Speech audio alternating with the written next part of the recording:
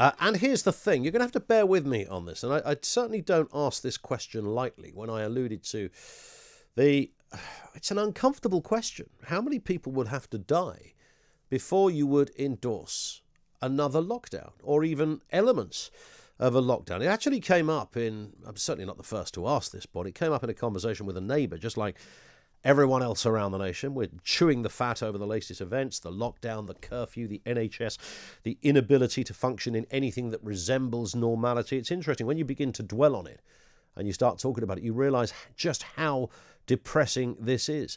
Christmas just around the corner, families not able to see each other, elderly relatives left alone, even students not being able to be, well, students, not a group that often commands sympathy. I'm probably the same as anyone else.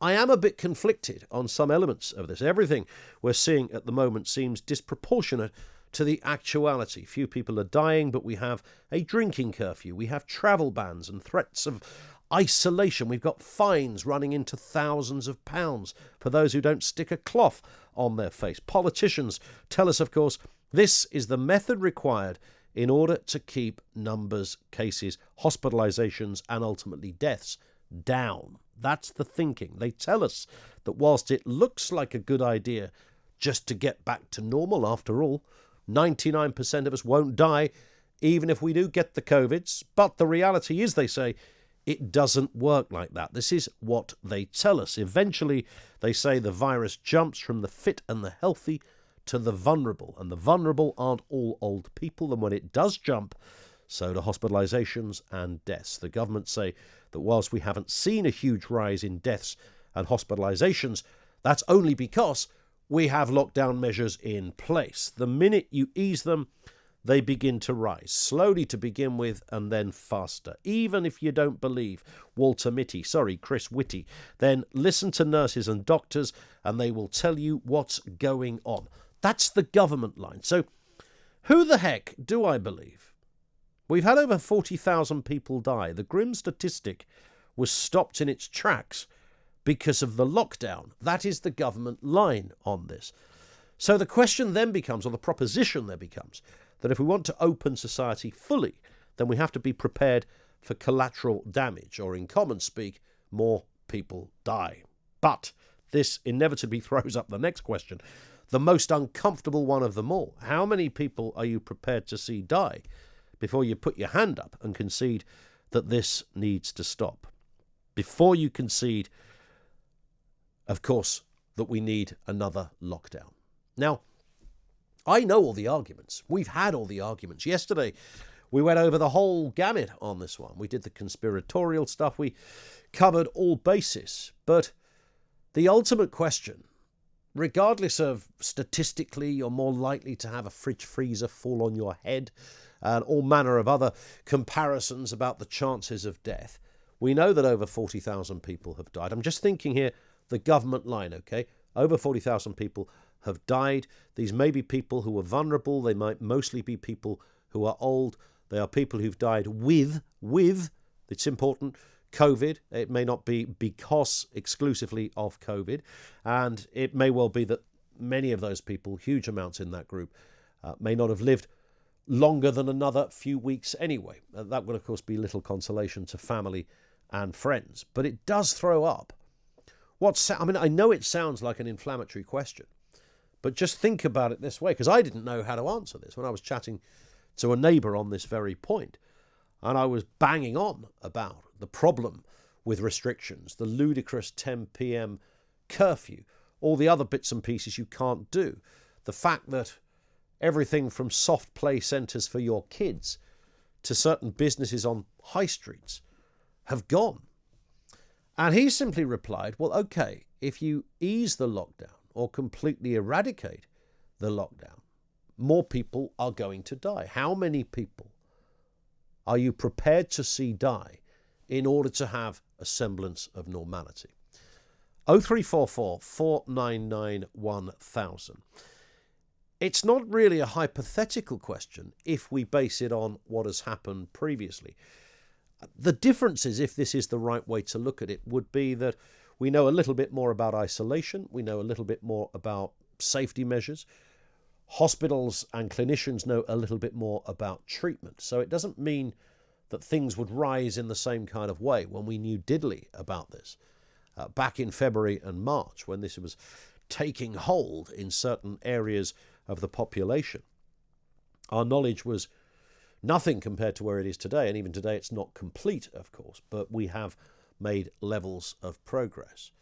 So based on what we know is likely to happen, if we believe the line that the minute you ease lockdown, you cannot fully isolate the elderly and the vulnerable, at some point the disease or the virus penetrates, it gets through, more people die.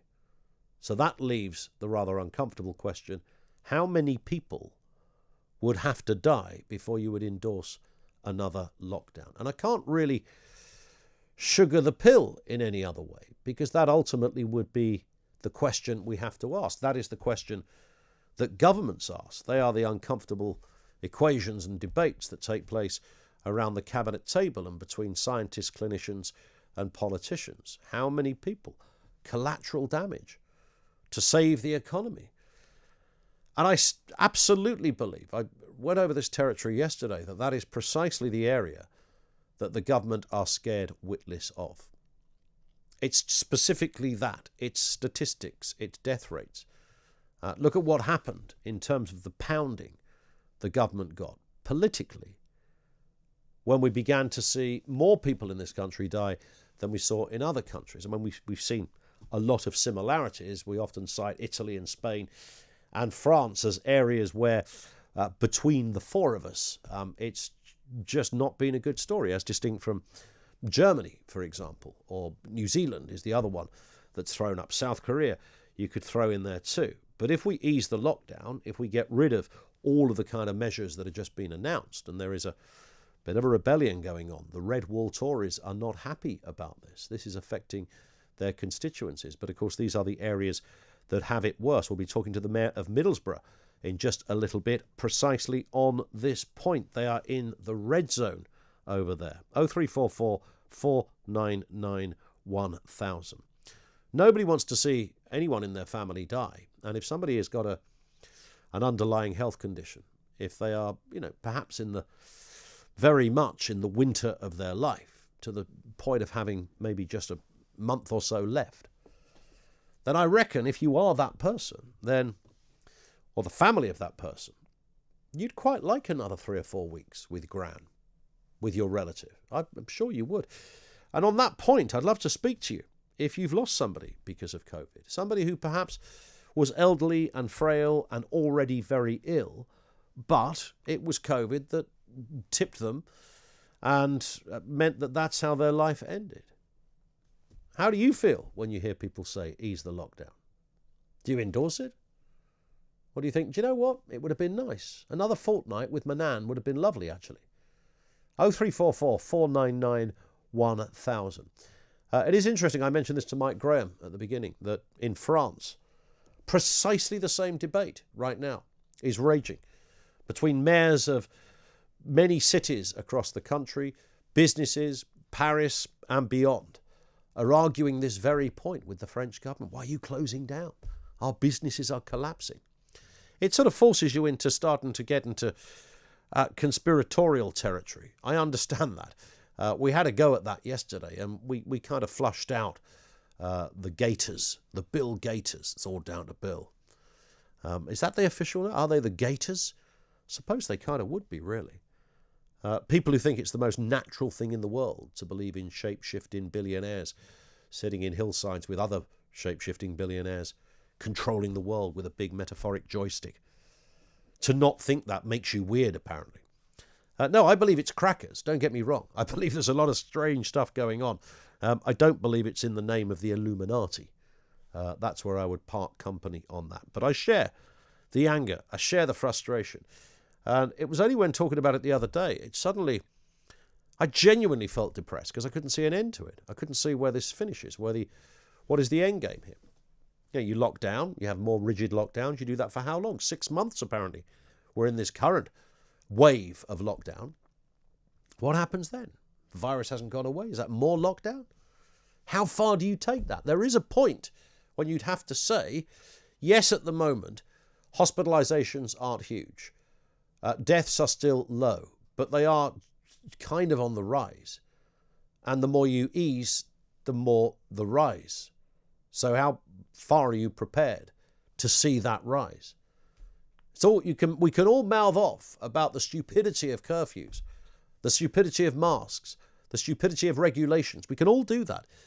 But the one question that you have to ask yourself at the end of it is how many people have to die before you'd endorse another lockdown? I wish I knew the answer. I don't think there's a specific answer, as in a number, but you take the point or the spirit of the point.